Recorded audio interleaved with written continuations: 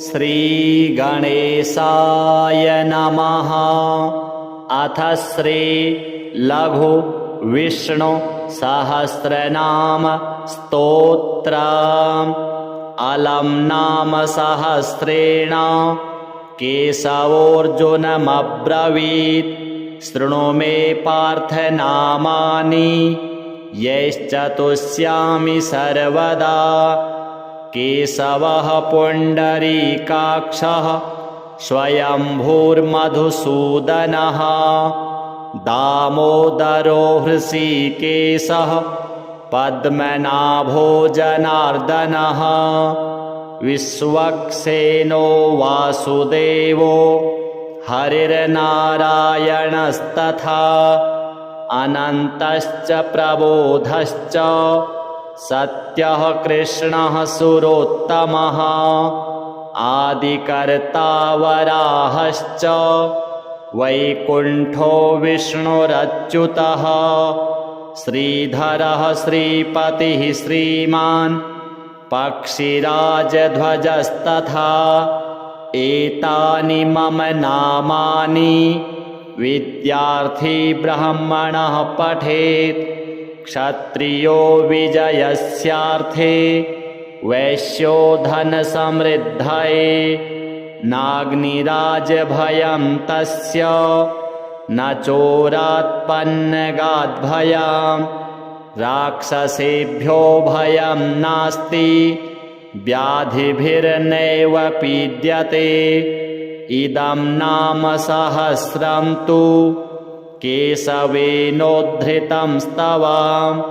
उद्धृत्य चार्जुने दत्तं युद्धे शत्रुविनाशनम्। श्रीविष्णुदेवार्पणमस्तु। अलम् नाम सहस्रेण केशवोऽर्जुनमब्रवीत्। शृणु मे पार्थ नामानि यैश्च तुष्यामि सर्वदा। केशवः पुण्डरीकाक्षः स्वयंभूर्मधुसूदनः। दामोदरो हृषीकेशः पद्मनाभो जनार्दनः। विश्वक्सेनो वासुदेवो हरिर्नारायणस्तथा। अनन्तश्च प्रबोधश्च सत्यः कृष्णः सुरोत्तमः। आदिकर्ता वराहश्च वैकुण्ठो विष्णुरच्युतः। श्रीधरः श्रीपतिः श्रीमान् पक्षिराजध्वजस्तथा। एतानि मम नामानि विद्यार्थी ब्राह्मणः पठेत्। क्षत्रियो विजयस्यार्थे वैश्यो धनसमृद्धये। नाग्निराजभयं तस्य न चोरात्पन्नगाद्भयम्। राक्षसेभ्यो भयं नास्ति व्याधिभिर्नैव पीड्यते। इदं नाम सहस्रं तु केशवेनोद्धृतं स्तवम्। उद्धृत्य चार्जुने दत्तं युद्धे शत्रुविनाशनम्। श्रीविष्णुदेवार्पणमस्तु। अलम् नाम सहस्रेण केशवोऽर्जुनमब्रवीत्। शृणु मे पार्थ नामानि यैश्च तुष्यामि सर्वदा। केशवः पुण्डरीकाक्षः स्वयंभूर्मधुसूदनः। दामोदरो हृषीकेशः पद्मनाभो जनार्दनः। विश्वक्सेनो वासुदेवो हरिर्नारायणस्तथा। अनन्तश्च प्रबोधश्च सत्यः कृष्णः सुरोत्तमः। आदिकर्ता वराहश्च वैकुण्ठो विष्णुरच्युतः। श्रीधरः श्रीपतिः श्रीमान् पक्षिराजध्वजस्तथा एतानि मम नामानि विद्यार्थी ब्राह्मणः पठेत्। क्षत्रियो विजयस्यार्थे वैश्यो धनसमृद्धये नाग्निराजभयं तस्य न चोरात्पन्नगाद्भयम्।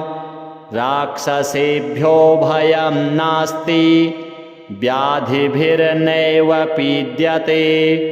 इदं नाम सहस्रं तु केशवेनोद्धृतं स्तवम्। उद्धृत्य चार्जुने दत्तं युद्धे शत्रुविनाशनम्। श्रीविष्णुदेवार्पणमस्तु। अलं नाम सहस्रेण केशवोऽर्जुनमब्रवीत्। शृणु मे पार्थ नामानि यैश्चतुष्यामि सर्वदा।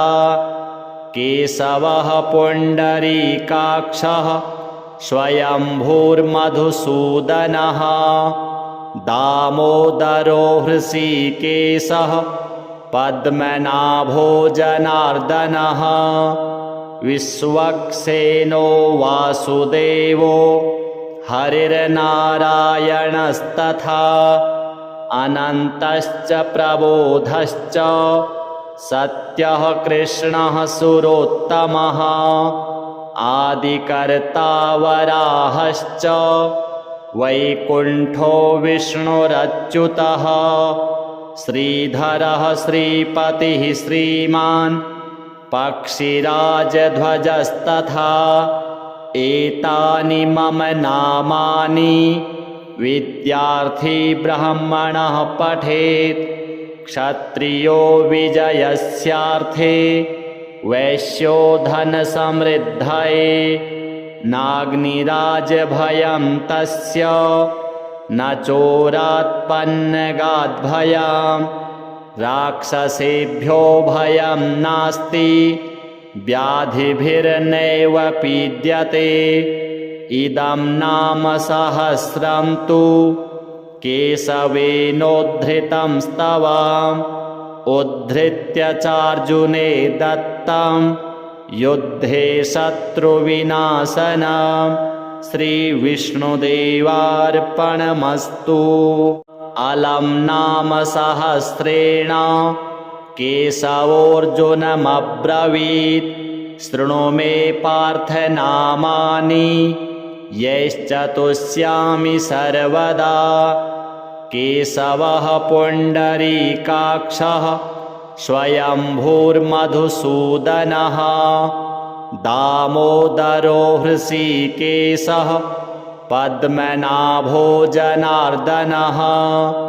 विश्वक्सेनो वासुदेवो हरिर्नारायणस्तथा। अनन्तश्च प्रबोधश्च सत्यः कृष्णः सुरोत्तमः। आदिकर्ता वराहश्च वैकुण्ठो विष्णुरच्युतः। श्रीधरः श्रीपतिः श्रीमान् पक्षिराजध्वजस्तथा। एतानि मम नामानि विद्यार्थी ब्राह्मणः पठेत्। क्षत्रियो विजयस्यार्थे वैश्यो धनसमृद्धये नाग्निराजभयं तस्य न चोरात्पन्नगाद्भयम्। राक्षसेभ्यो भयं नास्ति व्याधिभिर्नैव पीड्यते। इदं नाम सहस्रं तु केशवेनोद्धृतं स्तवम्। उद्धृत्य चार्जुने दत्तं युद्धे शत्रुविनाशनम्। श्रीविष्णुदेवार्पणमस्तु। अलं नाम सहस्रेण केशवोऽर्जुनमब्रवीत्। शृणु मे पार्थ नामानि यैश्चतुष्यामि सर्वदा। केशवः पुण्डरीकाक्षः स्वयंभूर्मधुसूदनः दामोदरो हृषीकेशः पद्मनाभो जनार्दनः विश्वक्सेनो वासुदेवो हरिर्नारायणस्तथा अनन्तश्च प्रबोधश्च सत्यः कृष्णः सुरोत्तमः आदिकर्ता वराहश्च वैकुण्ठो विष्णुरच्युतः श्रीधरः श्रीपतिः श्रीमान् पक्षिराजध्वजस्तथा एतानि मम नामानि विद्यार्थी ब्राह्मणः पठेत् क्षत्रियो विजयस्यार्थे वैश्यो धनसमृद्धये नाग्निराजभयं तस्य न चोरात्पन्नगाद्भयम् राक्षसेभ्यो भयं नास्ति व्याधिभिर्नैव पीड्यते इदं नाम सहस्रं तु केशवेनोद्धृतं स्तवम् उद्धृत्य चार्जुने दत्तं युद्धे शत्रुविनाशनम् श्रीविष्णुदेवार्पणमस्तु। अलं नाम सहस्रेण केशवोऽर्जुनमब्रवीत् शृणु मे पार्थ नामानि यैश्चतुष्यामि सर्वदा केशवः पुण्डरीकाक्षः स्वयंभूर्मधुसूदनः दामोदरो हृषीकेशः पद्मनाभो जनार्दनः विश्वक्सेनो वासुदेवो हरिर्नारायणस्तथा अनन्तश्च प्रबोधश्च सत्यः कृष्णः सुरोत्तमः आदिकर्ता वराहश्च वैकुण्ठो विष्णुरच्युतः श्रीधरः श्रीपतिः श्रीमान् पक्षिराजध्वजस्तथा एतानि मम नामानि विद्यार्थी ब्राह्मणः पठेत् क्षत्रियो विजयस्यार्थे वैश्यो धनसमृद्धये नाग्निराजभयं तस्य न चोरात्पन्नगाद्भयम् राक्षसेभ्यो भयं नास्ति व्याधिभिर्नैव पीड्यते इदं नाम सहस्रं तु केशवेनोद्धृतं स्तवम् उद्धृत्य चार्जुने दत्तं युद्धे शत्रुविनाशनम् श्रीविष्णुदेवार्पणमस्तु। अलं नाम सहस्रेण केशवोऽर्जुनमब्रवीत् शृणु मे पार्थ नामानि यैश्चतुष्यामि सर्वदा केशवः पुण्डरीकाक्षः स्वयंभूर्मधुसूदनः दामोदरो हृषीकेशः पद्मनाभो जनार्दनः विश्वक्सेनो वासुदेवो हरिर्नारायणस्तथा अनन्तश्च प्रबोधश्च सत्यः कृष्णः सुरोत्तमः आदिकर्ता वराहश्च वैकुण्ठो विष्णुरच्युतः श्रीधरः श्रीपतिः श्रीमान् पक्षिराजध्वजस्तथा एतानि मम नामानि विद्यार्थी ब्राह्मणः पठेत् क्षत्रियो विजयस्यार्थे वैश्यो धनसमृद्धये नाग्निराजभयं तस्य न चोरात्पन्नगाद्भयम् राक्षसेभ्यो भयं नास्ति व्याधिभिर्नैव पीड्यते। इदं नाम सहस्रं तु केशवेनोद्धृतं स्तवम्। उद्धृत्य चार्जुने दत्तं युद्धे शत्रुविनाशनम्। श्रीविष्णुदेवार्पणमस्तु। अलं नाम सहस्रेण केशवोऽर्जुनमब्रवीत्। शृणु मे पार्थ नामानि यैश्चतुष्यामि सर्वदा। केशवः पुण्डरीकाक्षः स्वयंभूर्मधुसूदनः। दामोदरो हृषीकेशः पद्मनाभो जनार्दनः। विश्वक्सेनो वासुदेवो हरिर्नारायणस्तथा। अनन्तश्च प्रबोधश्च सत्यः कृष्णः सुरोत्तमः। आदिकर्ता वराहश्च वैकुण्ठो विष्णुरच्युतः। श्रीधरः श्रीपतिः श्रीमान् पक्षिराजध्वजस्तथा।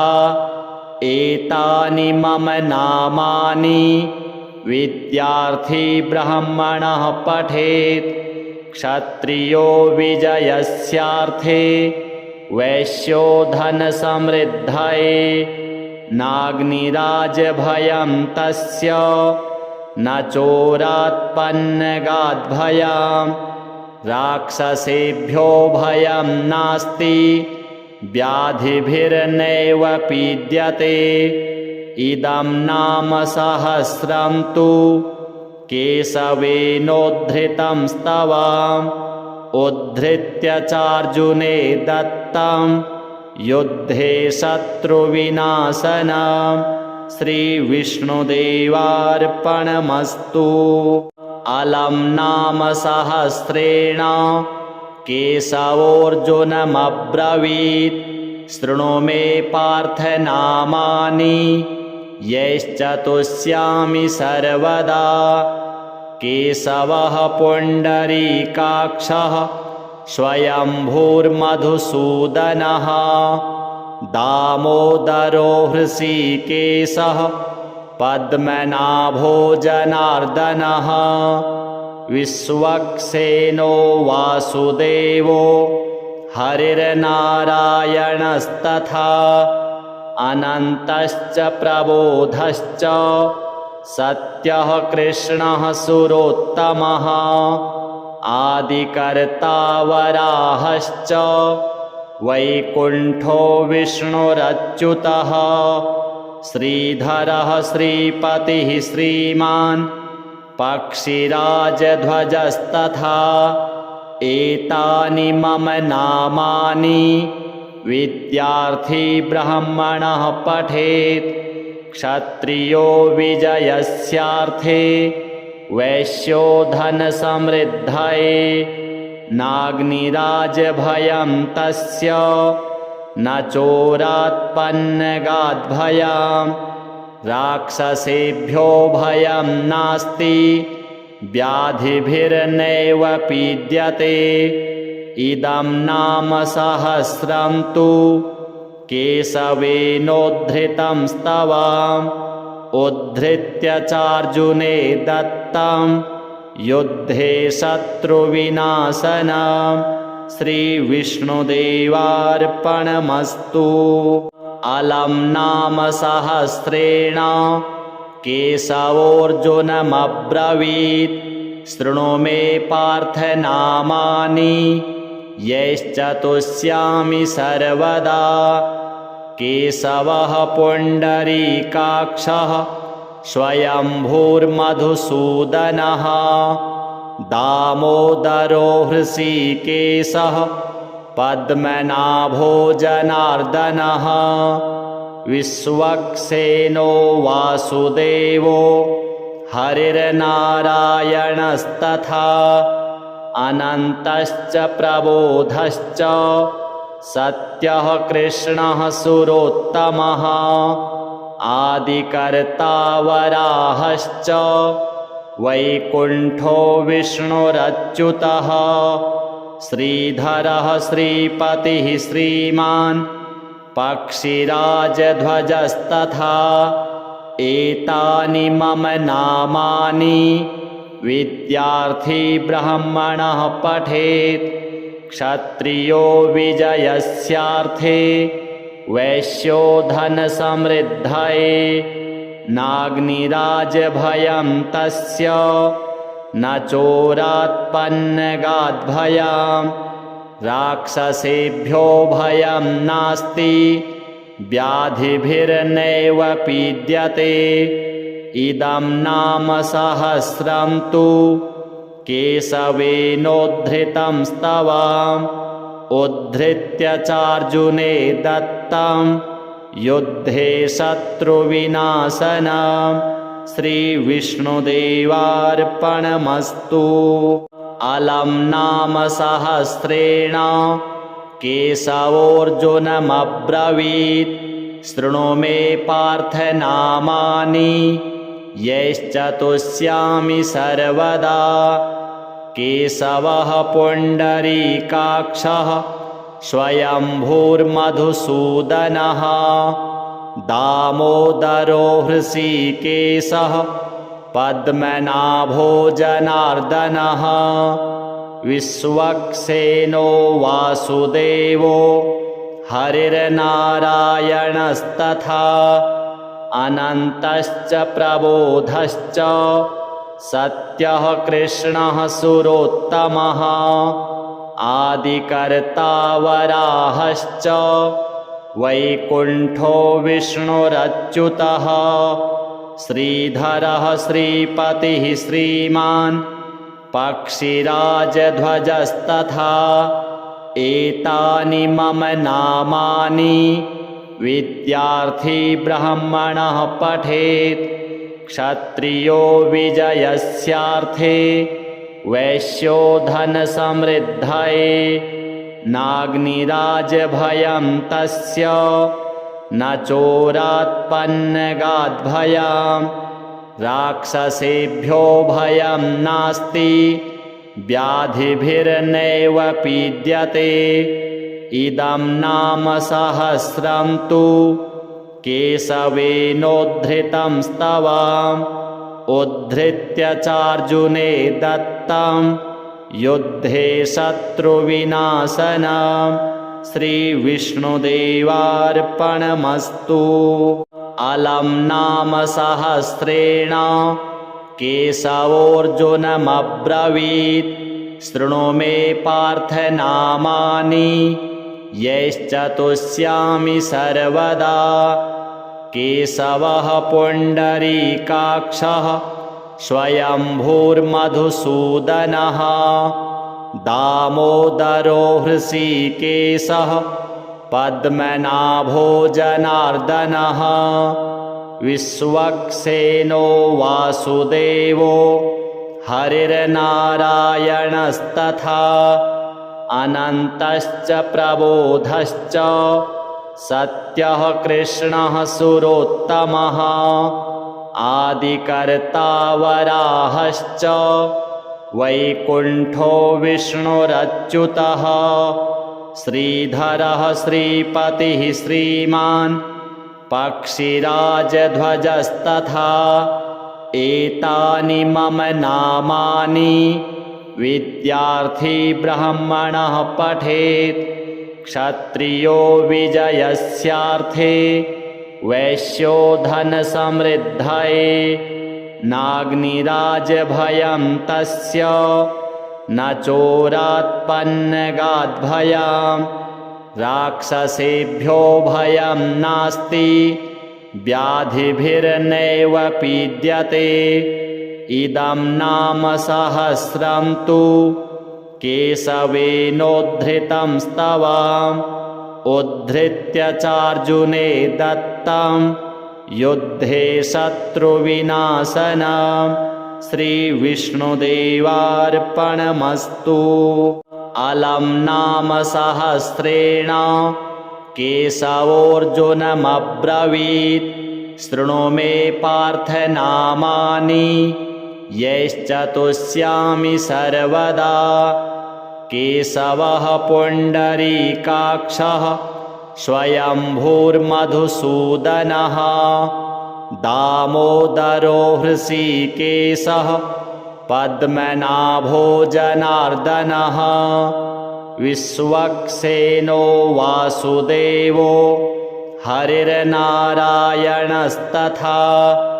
अनन्तश्च प्रबोधश्च सत्यः कृष्णः सुरोत्तमः आदिकर्ता वराहश्च वैकुण्ठो विष्णुरच्युतः श्रीधरः श्रीपतिः श्रीमान् पक्षिराजध्वजस्तथा एतानि मम नामानि विद्यार्थी ब्राह्मणः पठेत् क्षत्रियो विजयस्यार्थे वैश्यो धनसमृद्धये नाग्निराजभयं तस्य न चोरात्पन्नगाद्भयं राक्षसेभ्यो भयं नास्ति व्याधिभिर्नैव पीड्यते इदं नाम सहस्रं तु केशवेनोद्धृतं स्तवम् उद्धृत्य चार्जुने दत्तं युद्धे शत्रुविनाशनं श्रीविष्णुदेवार्पणमस्तु। अलं नाम सहस्रेण केशवोऽर्जुनमब्रवीत् शृणु मे पार्थ नामानि यैश्च तुष्यामि सर्वदा। केशवः पुण्डरीकाक्षः स्वयंभूर्मधुसूदनः दामोदरो हृषीकेशः पद्मनाभो जनार्दनः विश्वक्सेनो वासुदेवो हरिर्नारायणस्तथा अनन्तश्च प्रबोधश्च सत्यः कृष्णः सुरोत्तमः आदिकर्ता वराहश्च वैकुण्ठो विष्णुरच्युतः श्रीधरः श्रीपतिः श्रीमान् पक्षिराजध्वजस्तथा एतानि मम नामानि विद्यार्थी ब्राह्मणः पठेत् क्षत्रियो विजयस्यार्थे वैश्यो धनसमृद्धये नाग्निराजभयं तस्य न चोरात्पन्नगाद्भयं राक्षसेभ्यो भयं नास्ति व्याधिभिर्नैव पीड्यते इदं नाम सहस्रं तु केशवेनोद्धृतं स्तवम् उद्धृत्य चार्जुने दत्तं युद्धे शत्रुविनाशनं श्रीविष्णुदेवार्पणमस्तु। अलं नाम सहस्रेण केशवोऽर्जुनमब्रवीत् शृणु मे पार्थ नामानि यैश्च तुष्यामि सर्वदा। केशवः पुण्डरीकाक्षः स्वयंभूर्मधुसूदनः दामोदरो हृषीकेशः पद्मनाभो जनार्दनः विश्वक्सेनो वासुदेवो हरिर्नारायणस्तथा अनन्तश्च प्रबोधश्च सत्यः कृष्णः सुरोत्तमः आदिकर्ता वराहश्च वैकुण्ठो विष्णुरच्युतः श्रीधरः श्रीपतिः श्रीमान् पक्षिराजध्वजस्तथा एतानि मम नामानि विद्यार्थी ब्राह्मणः पठेत् क्षत्रियो विजयस्यार्थे वैश्यो धनसमृद्धये नाग्निराजभयं तस्य न चोरात्पन्नगाद्भयम् राक्षसेभ्यो भयं नास्ति व्याधिभिर्नैव पीड्यते। इदं नाम सहस्रं तु केशवेनोद्धृतं स्तवम् उद्धृत्य चार्जुने दत्तं युद्धे शत्रुविनाशनम् श्रीविष्णुदेवार्पणमस्तु। अलं नाम सहस्रेण केशवोऽर्जुनमब्रवीत् शृणु मे पार्थ नामानि यैश्च तुष्यामि सर्वदा। केशवः पुण्डरीकाक्षः स्वयंभूर्मधुसूदनः दामोदरो हृषीकेशः पद्मनाभो जनार्दनः विश्वक्सेनो वासुदेवो हरिर्नारायणस्तथा अनन्तश्च प्रबोधश्च सत्यः कृष्णः सुरोत्तमः आदिकर्ता वराहश्च वैकुण्ठो विष्णुरच्युतः श्रीधरः श्रीपतिः श्रीमान् पक्षिराजध्वजस्तथा एतानि मम नामानि विद्यार्थी ब्राह्मणः पठेत्। क्षत्रियो विजयस्यार्थे वैश्यो धनसमृद्धये नाग्निराजभयं तस्य न चोरात्पन्नगाद्भयम् राक्षसेभ्यो भयं नास्ति व्याधिभिर्नैव पीड्यते। इदं नाम सहस्रं तु केशवेनोद्धृतं स्तवम् उद्धृत्य चार्जुने दत्तं युद्धे शत्रुविनाशनम् श्रीविष्णुदेवार्पणमस्तु। अलं नाम सहस्रेण केशवोऽर्जुनमब्रवीत् शृणु मे पार्थ नामानि यैश्च तुष्यामि सर्वदा। केशवः पुण्डरीकाक्षः स्वयंभूर्मधुसूदनः दामोदरो हृषीकेशः पद्मनाभो जनार्दनः विश्वक्सेनो वासुदेवो हरिर्नारायणस्तथा अनन्तश्च प्रबोधश्च सत्यः कृष्णः सुरोत्तमः आदिकर्ता वराहश्च वैकुण्ठो विष्णुरच्युतः श्रीधरः श्रीपतिः श्रीमान् पक्षिराजध्वजस्तथा एतानि मम नामानि विद्यार्थी ब्राह्मणः पठेत्। क्षत्रियो विजयस्यार्थे वैश्यो धनसमृद्धये नाग्निराजभयं तस्य न चोरात्पन्नगाद्भयम् राक्षसेभ्यो भयं नास्ति व्याधिभिर्नैव पीड्यते। इदं नाम सहस्रं तु केशवेनोद्धृतं स्तवम् उद्धृत्य चार्जुने दत्तं युद्धे शत्रुविनाशनम् श्रीविष्णुदेवार्पणमस्तु।